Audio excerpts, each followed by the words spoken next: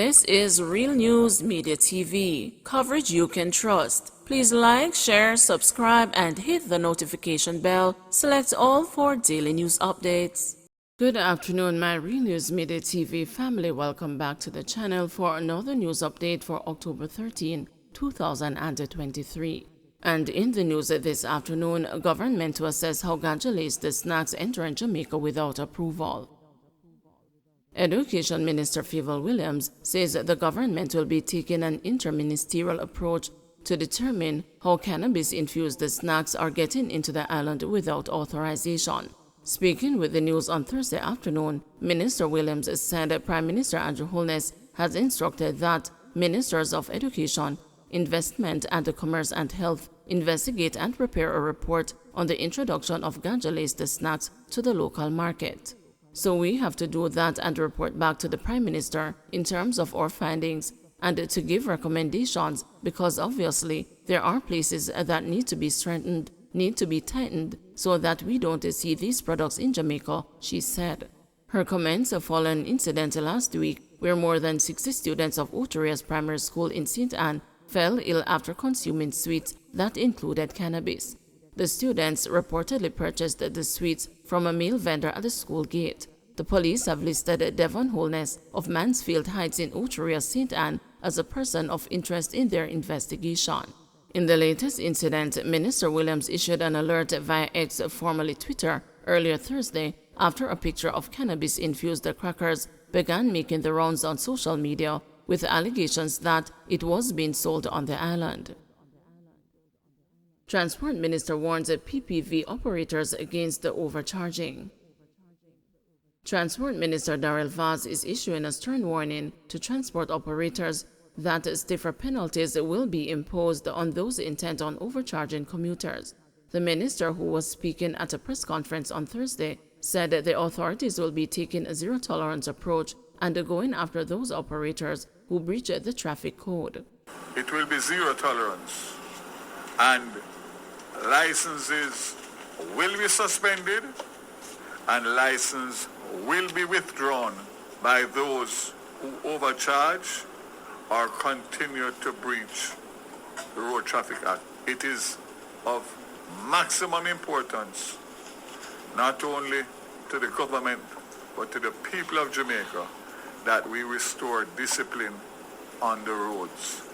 In doing that, we will reduce road fatalities significantly, because we will get, as I said before, the rogue element off of the road that the police will be getting in short order to be able to assist the police to have the technology to be able to know exactly at the time of pulling over a motorist whether private or public passenger, what their situation is, so that we never go back to a situation where we have people driving on the road, both public passenger and private, with hundreds if not thousands of tickets. Those days are done. PetroJam staff back at work as union tries to quell wage dispute. Officials of the Ministry of Finance and the representatives of Union of Clerical Administrative and the supervisory employees are meeting at the Ministry of Labour to discuss the delay in a wage disagreement for employees at the PetroJam Limited. Employees at the PetroJam Limited took industrial action on Wednesday to protest against the protracted delay in the wage talks. They returned to work Thursday after the parties met Wednesday evening at the Labour Ministry. UK's General Secretary John Levy told the news that the workers agreed to return to work after discussions with the union. He said the union is hoping that the parties will reach an agreement on Thursday. Energy Minister Darrell Vaz has urged the union and the Ministry of Finance to find a speedy solution to the dispute in order to prevent any fallout in the country's petroleum sector. He said there were no major disruptions to the sector on Wednesday. I can report definitively that the racks are back up and loading is taking place and product is going into the trade. So we did have obviously some industrial action yesterday, but based on a meeting that was held this morning with the union delegates and the workers at 8 o'clock this morning, subsequent to that, the they have returned to normalcy, and I'm hoping that these meetings that are taking place at the Ministry of Labour will be able to be concluded in short order, so we can put the matter behind us and get on with the business at PetroJam. Thankfully, based on the length of time, there was no disruption in the fuel trade. There was obviously some. It was more affected with the LPG and the asphalt aspect of the business. And I want to thank the union and the management, and of course the Ministry of Labour for their intervention yesterday evening, which led obviously to the resumption and the meeting that's taking place. I'm just hopeful that we will be able to have this matter resolved so that full normalcy can return and we can be secured and guaranteed of no more interruptions. Unidentified body found with hands and feet missing. The police in St. Mary have launched an investigation into the death of an unidentified man who was found mutilated in Windsor Castle District on Thursday morning.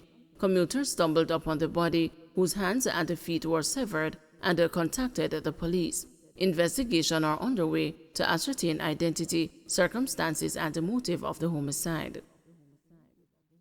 Unrest in St. Catherine over garbage pileup. The Sanitation Committee of the St. Catherine Municipal Corporation is calling for the removal of the head of the National Solid Waste Management Authority, Audley Gordon.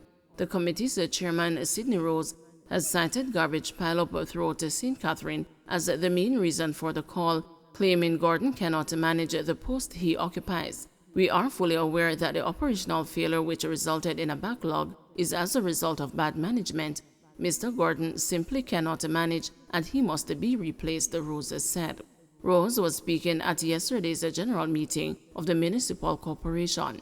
During the meeting, Parish Manager Nigel Gooden revealed that there are 71 loads of uncollected garbage throughout St. Catherine. We are lagging behind because of the constant rains, which resulted in greater challenges even on the landfill. But we are working to address the issue, he said. Councillor of the Waterford Division, Finlay Douglas, also complained about a great in garbage collection in the division. We need to have proper collections, as in the more affluent communities. These problems don't exist there. It is as if we are having two Jamaica, Douglas said. Westmoreland Western MP calls for animal pound amid strays issue. Member of Parliament for Westmoreland Western, Morlan Wilson, is calling for the establishment of an animal pound in light of the dangerous stray animals posed to motorists after 3 crashes involving animals occurred in his constituency. Wilson made the plea during his contribution to the State of the Constituency debate in the House of Representatives on Wednesday. I renew my calls to the Westmoreland Municipal Corporation, the Mayor of Savannah Lamar, Bert Elmore, to move with haste in establishing an animal pound to contain stray animals. We see the mayor has admitted on record as saying we have noticed the stray animals on our streets. So it is not hearsay. Westmoreland has been waiting for a pound for over 6 years, he said. The National Road Safety Council has reported that since the start of the year, 6 people died as a result of collisions with stray animals that ventured onto roadways. There are also reports of crashes that have not resulted in death. 5 of the crashes involved cows, while the other crash was caused by a dog. These collisions claimed the lives of 4 victims who were motorcyclists, 1 a pillion rider, while the other was a passenger traveling in a private motor car. The Westmoreland victims include 22-year-old police constable Tajay Ebanks, whose motorcycle collided with a cow along the Mango Hill Main Road, 22-year-old Christopher Samuels, who met his demise when the vehicle he was traveling in collided with a cow along Bay Road, and a 75-year-old pensioner who lost the control of the motorcycle he was riding after a dog ran onto the Withorn Main Road. 2 crashes occurred in St. Elizabeth and 1 in St. Mary. The MP also called on the Rural Agricultural Development Authority to actively start identifying owners of these animals and provided them with training. Don't forget to like, share, subscribe, and hit the notification bell. Select all for daily news updates.